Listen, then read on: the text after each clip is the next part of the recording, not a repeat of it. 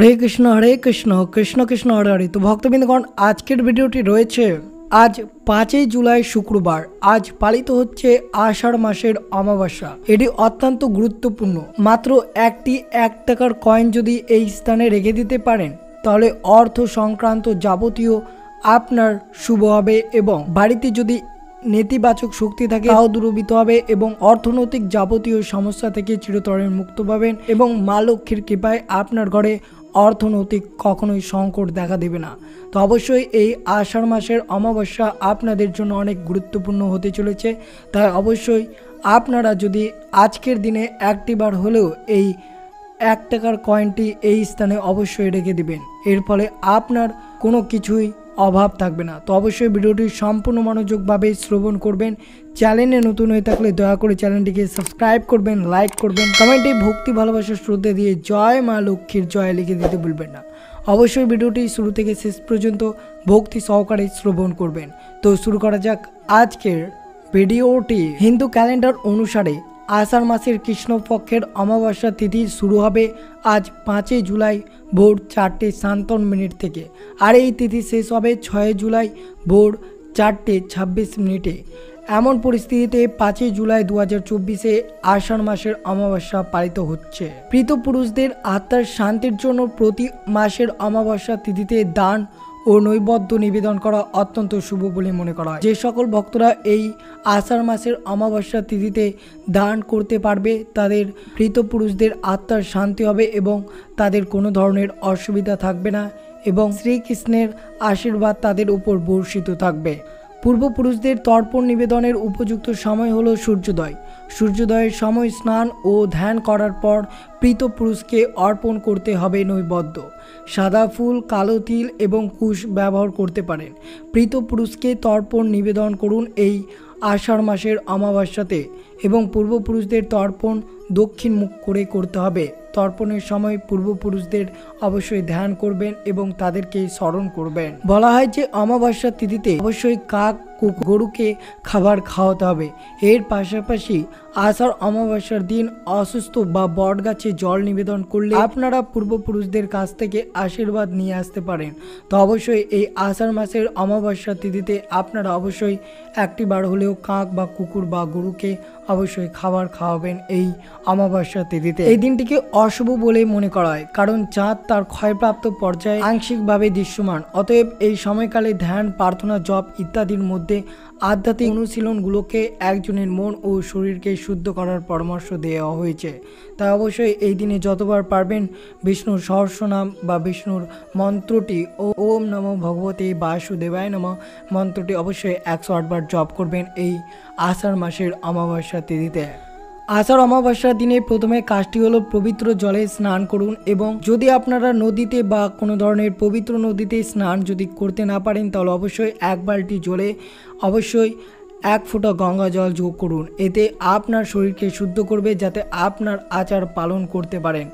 আচার অনুষ্ঠানের আগে অবশ্যই ঠাকুরঘরের স্থানটি ভালো করে পরিষ্কার করে নেবেন এবং আপনার পূর্বপুরুষকে স্মরণ করে সূর্যদেব ও তর্পণকে জল নিবেদন করবেন।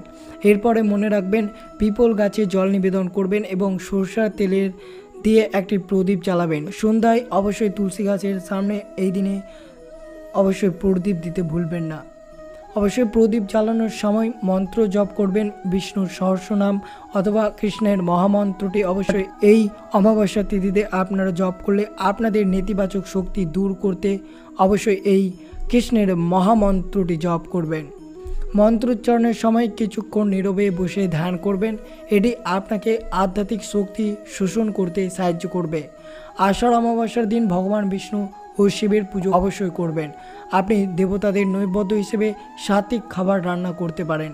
আষাঢ় অমাবস্যা ব্রত পালনের অবশ্যই উপকারিতা রয়েছে যেগুলো আপনাদের ভক্তি সহকারে এই আচার ব্রত পালন করলে আপনি ফল পাবেন যা আপনাকে আধ্যাত্মিক জ্ঞান দেবে।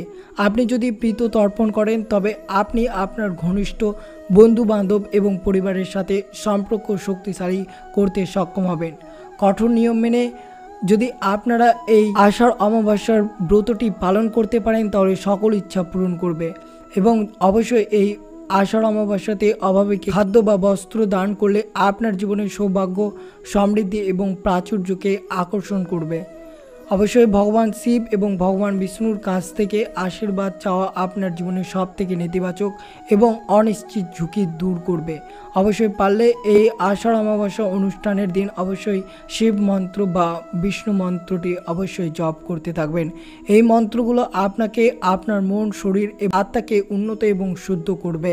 এই আষাঢ় মাসের অমাবস্যার তিথিতে যদি আপনারা এই শক্তিশালী মন্ত্রগুলো যদি জপ করতে পারেন তো মনে রাখবেন, মদ্যপান বা ধূমপান থেকে বিরত থাকতে হবে। এই আষাঢ় অমাবস্যাতে বিবাহ বা কোনো ধরনের শুভ কাজ থেকে এড়িয়ে চলতে হবে।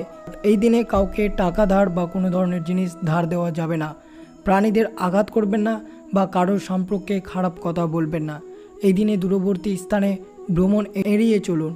এমনকি এই অমাবস্যার তিথিতে আমিষ বা পেঁয়াজ রসুন খাওয়াও এড়িয়ে চলতে হবে আপনাদেরকে।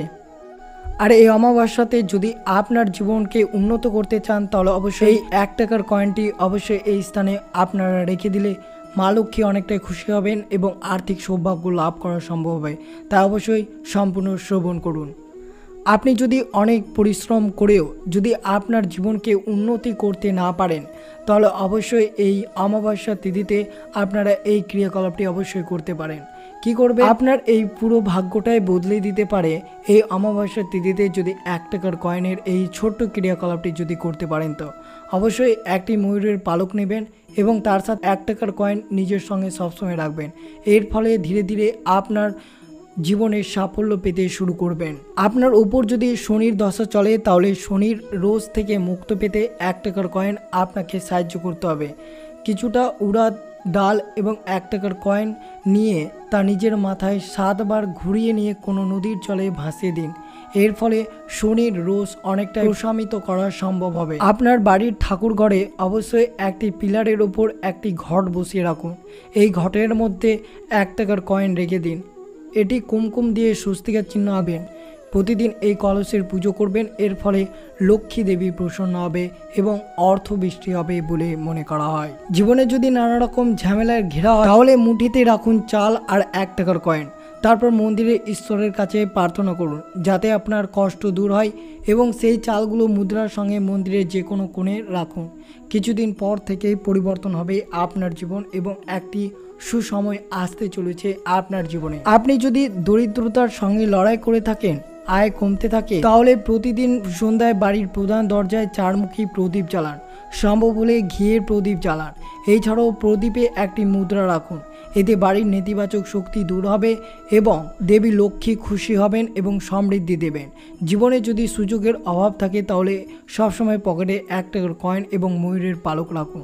এতে নতুন সুযোগ শুরু হবে এবং আর্থিক সংকট খুব সহজেই কেটে যাবে আপনার ওপর। এর ফলে মা লক্ষ্মীর আশীর্বাদ সর্বদা আপনার পরিবার এবং আপনার ওপর বর্ষিত থাকবে। তাই অবশ্যই এই সব ক্রিয়াকলাপগুলো আপনার মনে ভক্তি, ভালোবাসা, শ্রদ্ধা দিয়ে সর্বদাই মা লক্ষ্মীকে স্মরণ করে ক্রিয়াকলাপটি অবশ্যই আষাঢ় অমাবস্যার তিথিতে অবশ্যই করবেন। তো এই ছিল ভিডিওটি ভালো লাগলো অবশ্যই চ্যানেলটিকে সাবস্ক্রাইব করবেন, লাইক করবেন, কমেন্টে ভক্তি, ভালোবাসা, শ্রদ্ধা দিয়ে জয় মা লক্ষ্মী দেবীর জয় লিখে দিতে ভুলবেন না এবং ভিডিওটি আপনার আত্মীয়, ভক্ত বা বন্ধুদের সাথে অবশ্যই শেয়ার করবেন। সুস্থ থাকবেন, সতর্ক থাকবেন। জয় শ্রীকৃষ্ণ। রাধে রাধে।